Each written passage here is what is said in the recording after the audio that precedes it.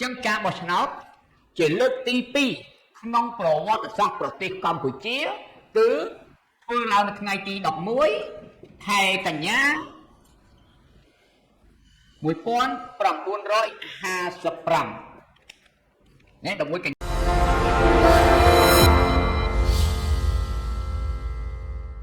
នេះអង្គការគម្រាមយមតាមពិតជាគណៈបកនយោបាយនេះមិនមែនបង្កើតគឺគណៈបកមកមិនជាអង្គការទេបាទគឺជាគណៈបកនយោបាយហ្មងតែបើពីអង្គការគម្រាមយមហើយគណៈបកនយោបាយគឺចូលរួមបោះឆ្នោតប្រកាស55ប្រកាសខែមីនាចូលរួមបោះឆ្នោតខែកញ្ញាណាបាទខែកញ្ញាបាទតោះខាត់ហើយសូមជឿថាថ្ងៃប្រឡងបើអត់បានចាំថ្ងៃខែហ្នឹងទេមិនដល់ថ្ងៃខែក៏បានដែរ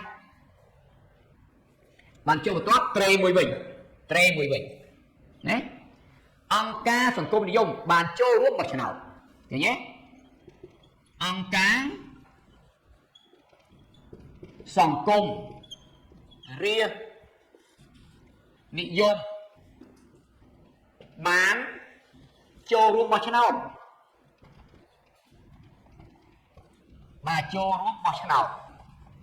ចឹងការបោះឆ្នោតជាលើកទី2ក្នុងប្រវត្តិសាស្ត្រប្រទេសកម្ពុជាគឺធ្វើឡើងនៅថ្ងៃទី11ខែកញ្ញា1955ណា11កញ្ញា55លើកទី1 1កញ្ញាលើកទី2 11កញ្ញានេះ55ណែចូលរួមបោះឆ្នោតបាទឃើញទេឥឡូវយើងមើលទៀតខាន់ទៅបាទចូលរួមបោះឆ្នោតយើងអាចចូលបន្តត្រេមួយក៏បានឬមួយសរសេរតក៏បានដែរឥឡូវដើម្បីកុំឲ្យថាវែងពេកចូលបន្តត្រេមួយទៀតចុះណាបាទដោយសារកត្តាប្រជាប្រិយប្រធាបណាដោយសារកត្តាប្រជាប្រិយភាពព្រះប្រធានណាព្រះប្រធានមានន័យថាអង្គការគម្រាមយមហ្នឹងមានបកគោណានរោត្តមសីហនុជាប្រធានដែលព្រះអង្គមានប្រជាប្រិយភាពយ៉ាងខ្លាំង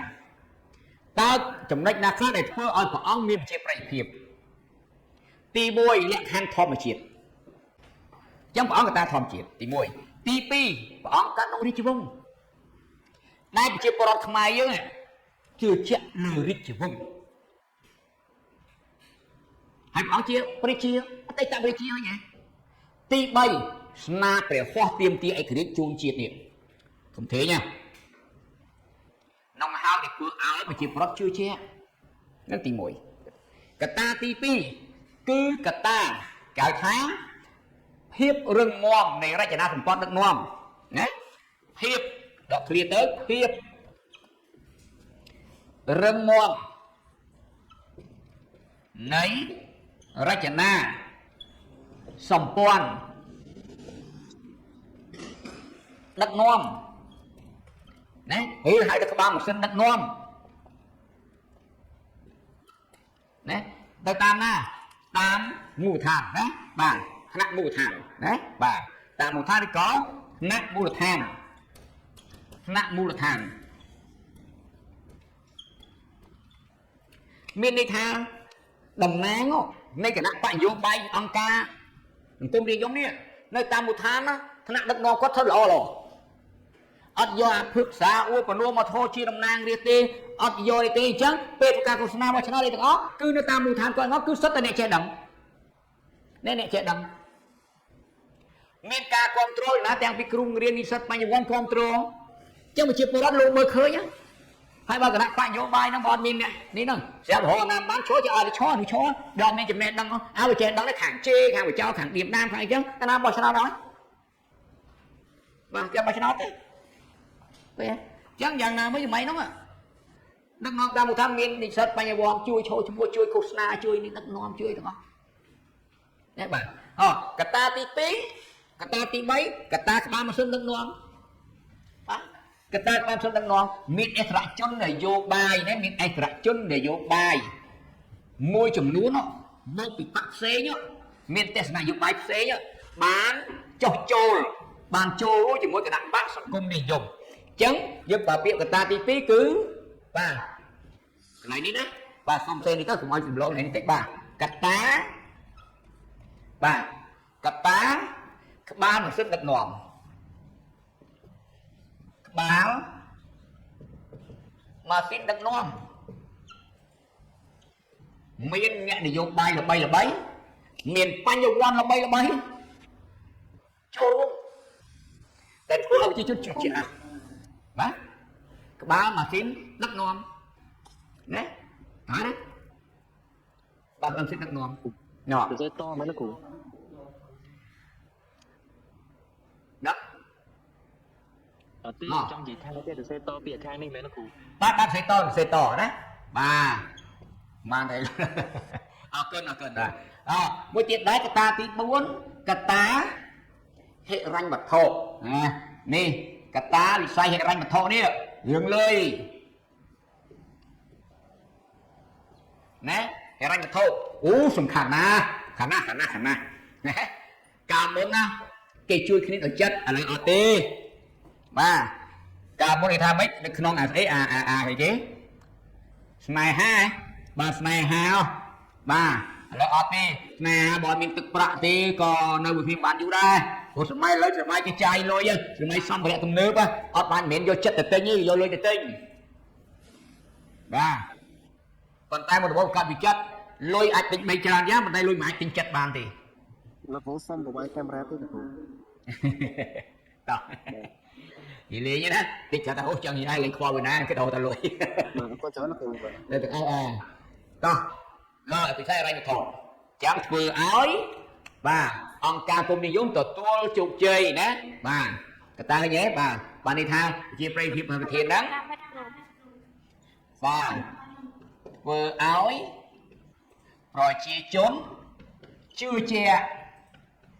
កញ្ញាជឿជាក់បោះឆ្នោត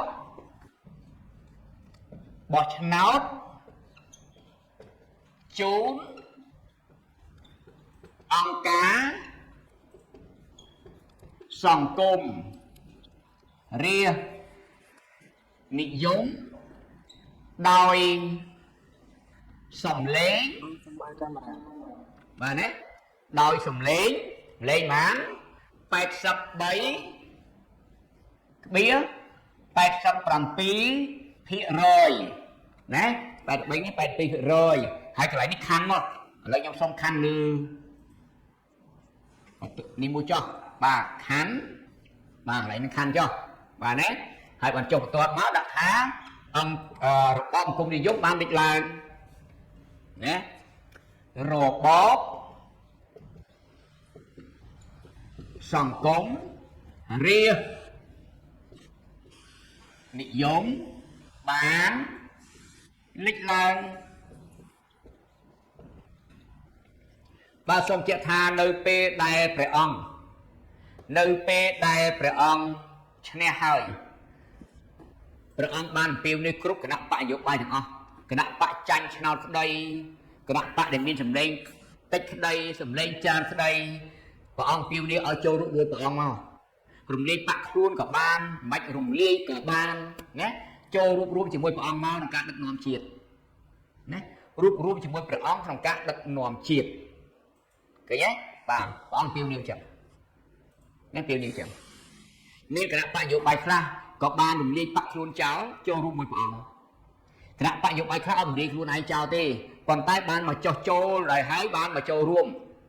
ជាមួយនឹងព្រះអង្គដែរអាតំណងហើយបានគេចាត់ទុកថាសង្គមនិយមជាចលនាបង្រួបរំជាតិចឹងយើងឲ្យយមន័យដូចនេះហើយសង្គមនិយមដំបូងជាគណៈបកនយោបាយក្រោយមកคล้ายជាចលនាបង្រួបរំជាតិក្នុងបំណងស្ថាបនាជាតិតាមលទ្ធិសង្គមនិយមព្រះពុទ្ធសាសនាខ្មែរអញ្ចឹងខ្ញុំចម្លើយប៉ុណ្ណឹងឯណាចម្លើយប៉ុណ្ណឹងឥឡូវខ្ញុំជូនពាក្យសង្គមនិយមដូចម្ដេចហៅថាសង្គមរាស្ត្រនិយមអីណាមករៀនសង្គមនិយមអត់សង្គមរាស្ត្រនិយម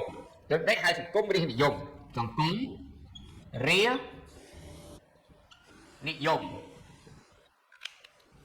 អញ្ចឹងគុំនិយមបាទ đồng bốn chia cái nắp bạc để vô bái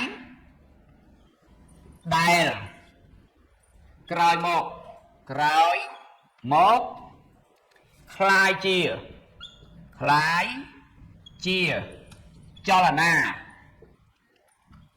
bằng ruộng chiết nóng bằng